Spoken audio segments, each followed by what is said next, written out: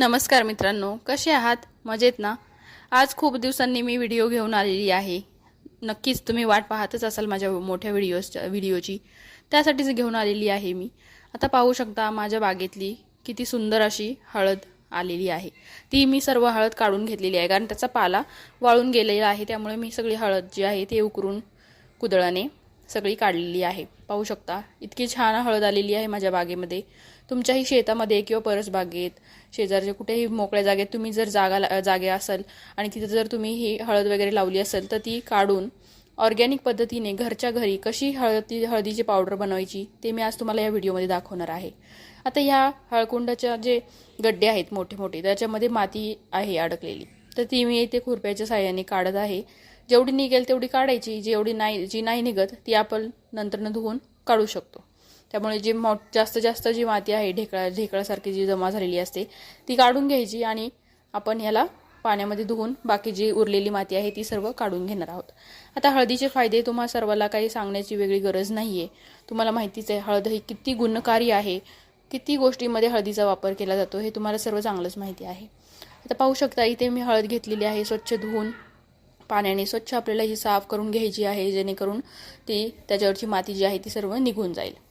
आता मी इकडे सगळी हळद जी आहे पाहू शकता धुवून घेतलेली आहे आणि त्याचे जे हे मुळे आहेत एक्स्ट्राच्या छोट्या लहान लहान त्या आपल्याला कट करून घ्यायच्या आहेत. ते आपल्याला लागणार नाही, ते आपण घेणार नाही आहोत.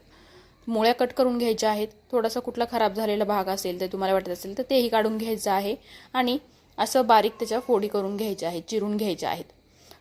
कारण आता जर आपण अशीच अख्खीच्या अख्खे हळकुंड जर वाळत घातले तर ते दळण्यासाठी किंवा बारीक पावडर करण्यासाठी खूप अवघड होतं. आणि आता सगळ्यांकडेच उखळ वगैरे असेल असं नसतं, त्यामुळे ते खूप अवघड जातं. त्यासाठीच मी इथे बारीक चिरून घेतलेली आहे आणि त्याला आपण थोडंसं असं जाडसर मोठं वाटून घेणार आहोत आणि मग त्यानंतरनं हे सुकवणार आहोत.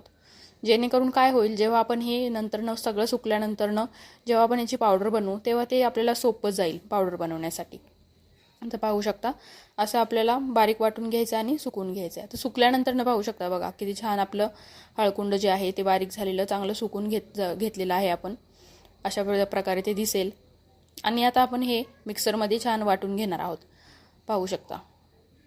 आणि ही वाटलेली जी हळद आहे ती आपण चाळून घ्यायची आहे जेणेकरून जर काही मोठे कण राहिले असतील तर ते पुन्हा आपण दुसऱ्या वेळेस वाटू शकतो.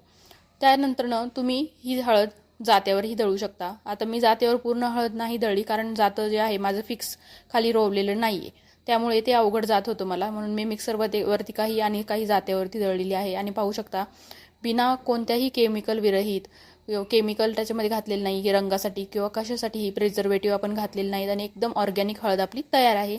तो व्हिडिओ कसा वाटला कमेंट करून सांगायला विसरू नका. बाय.